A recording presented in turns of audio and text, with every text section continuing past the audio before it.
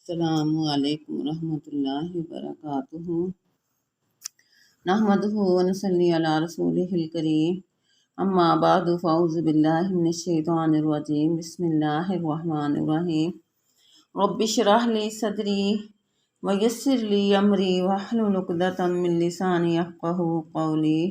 ہر قسم کی حمد و ثنا اللہ جل جلال کی ذات کے لیے اور بے شمار درود السلام سید الکونین رسول الثقلین امام القبلتین جناب محمد رسول اللہ صلی اللہ علیہ وآلہ وسلم کی ذات پر۔ بسم اللہ الرحمن الرحیم۔ یا ایھا الذین آمنوا اذکروا اللہ ذکرا کثیرا وسبحوہ بکرۃ وأصیلا۔ اس جہاں میں بسنے والا ہر شخص سکون اور آرام کی تلاش کرتا ہے۔ ہر شخص کی یہ تمنا اور آرزو ہے کہ مجھے زندگی میں کوئی دکھ نہ پہنچے، دل پریشان نہ ہو، مجھے ساری زندگی سدا بہار خوشیوں میں گزر جائے۔ پھر یہ اپنی زندگی کو پرسکون بنانے اور چین قرار بخشنے کے لیے دن رات محنت کرتا ہے۔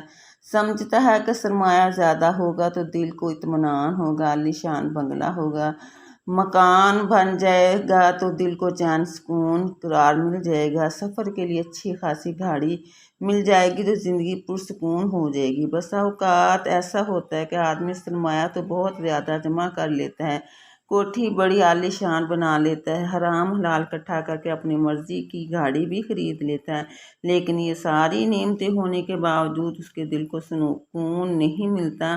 اس سے جا کر پوچھو تو یہ کہے گا نہ کوٹھی میرے کسی کام کی ہے، نہ گاڑی میری کسی کام کی ہے، نہ جائیداد میرے کسی کام کی ہے، اس لیے سارا دن تو پریشانی میں گزر جاتا ہے۔ اگر دل مطمئن نہیں تو دل کو آرام سکون اور چین قرار نصیب نہیں تو یہ دنیا کا مال کوٹھی بنگلہ سب بیکار ہے۔ ہاں، صرف اوقات کے لیے روزی مہیا ہو جاتی ہے۔ اللہ پاک نے سر چھپانے کے لیے ایک چھوٹا سا مکان دیا ہے، سادہ سی زندگی ہے، آمدن صرف خرچ کے مطابق ہے، لیکن دل بڑا ہی مطمئن ہے اور پرسکون ہے۔ ایسے شخص کو بلاؤ گے تو وہ کہے گا الحمدللہ، ہماری زندگی تو اللہ کی جنت میں گزر رہی ہے۔ معلوم ہوتا ہے اصل چیز دل کا چین قرار اور اطمینان ہے، اور دل کا چین قرار مال دولت سرمایہ سے نصیب نہیں ہوتا۔ دل کا چین قرار ہوتا ہے تو اللہ پاک کے ذکر سے نصیب ہوتا ہے۔ چلتا پھرتا انسان دیکھیں، اللہ پاک نے دو چیزوں سے انسان کو بنایا ہے۔ ایک انسان کا جسم ہے جو اللہ کریم نے مٹی سے بنایا ہے، امیروں کا جسم بھی مٹی سے بنا ہے اور غریبوں کا جسم بھی مٹی سے بنایا ہے۔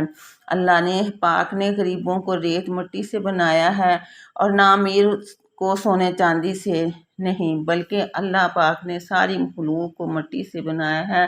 مولا نے انسان کا جسم مٹی سے بنایا ہے، اس کا لباس بھی مٹی سے ہے، اس کا پینے کے لیے پانی بھی مٹی سے ہے، اس کی خوراک بھی مٹی سے۔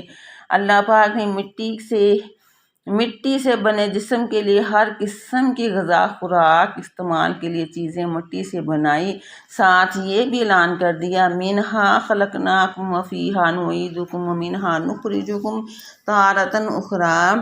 اے بندے، تجھے بنایا بھی مٹی سے ہے، زندگی کی سانس ختم ہو گئے تو پھر لے کر جانا بھی مٹی میں ہے، قیامت کے لیے اعلان ہوگا تو حساب کتاب کے لیے اٹھائے گئے تو بھی مٹی سے معلوم ہوا ہے۔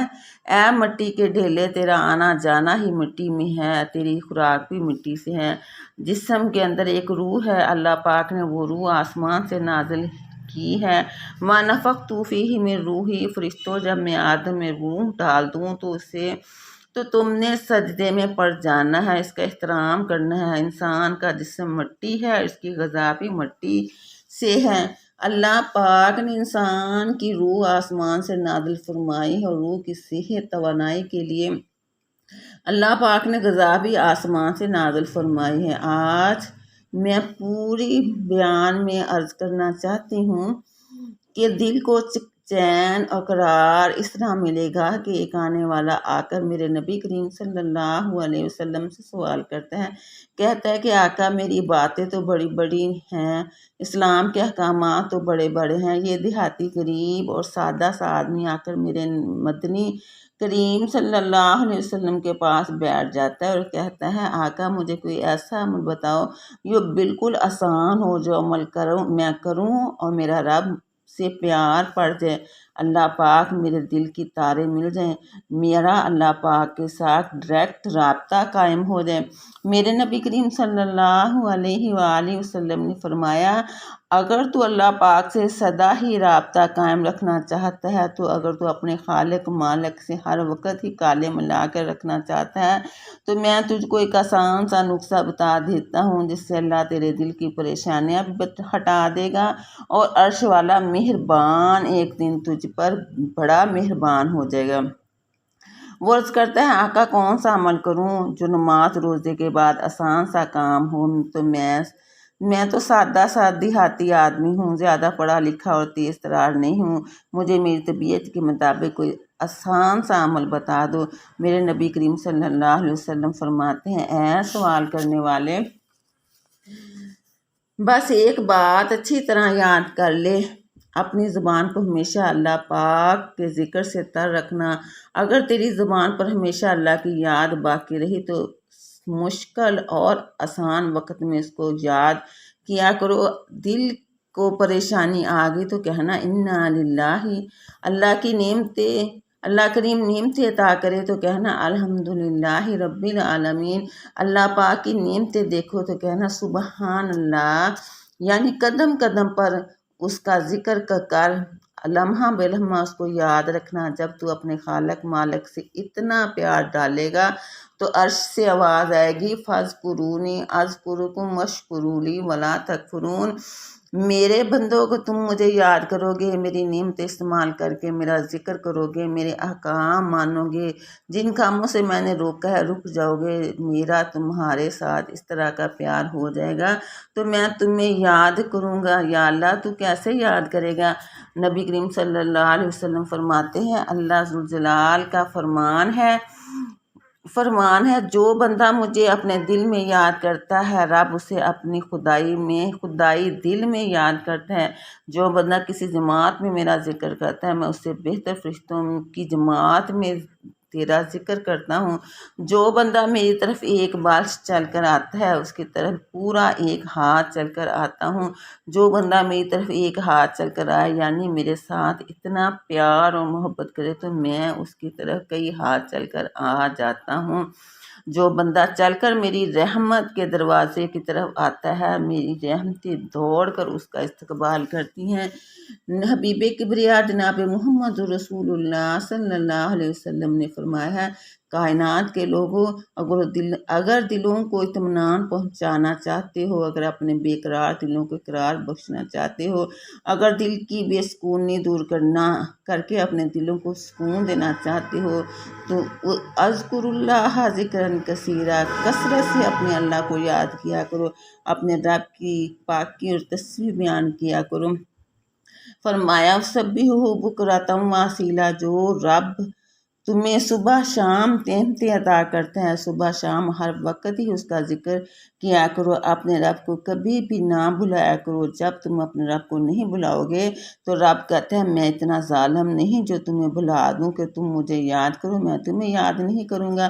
اللہ ذوالجلال فرماتے ہیں کوئی شک نہیں میری ذات قہار بھی ہے، کوئی شک نہیں میری ذات جبار بھی ہے، میری رحمت میرے غصے سے آگے نکل گئی ہے، جو مجھے بندوں پر اتنی جلدی غصہ نہیں آتا جتنی جلدی بندے پر ترس اور پیار آ جاتا ہے، اس لیے میں نے اسے بڑے پیار محبت کے ساتھ اپنے ہاتھوں سے بنایا ہے۔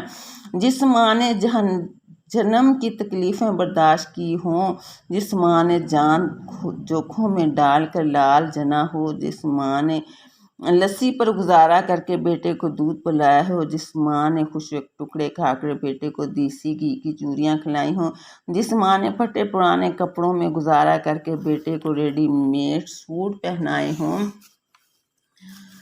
اس ماں کے دل سے کبھی بیٹے کے حق سے بد دعا نہیں نکلتی، وہ ہمیشہ دعائیں کرتی ہیں۔ ماں کے منہ سے بد دعائیں اس وقت نکلتی ہے جب وہ بدبخت کہے کہ بیٹے نے اپنی ماں کا کلیجہ جلایا ہو۔ تو ماؤں کے دل نہیں دکھائے جاتے، تو اللہ پاک بھی اسی طرح ماں کی طرح اپنے بندوں سے پیار کرتا ہے۔ وآخر دعوانا ان الحمد للہ رب العالمین۔ آئیے مختصر سی دعا کرتے ہیں۔ بسم اللہ الرحمن الرحیم۔ ربنا آتنا فی الدنیا حسنۃ وفی الآخرۃ حسنۃ وقنا عذاب النار۔ سبحان ربک رب العزۃ عما یصفون وسلام علی المرسلین والحمد للہ رب العالمین۔ جب دم واپسی ہو یا اللہ ہم سب کی زبان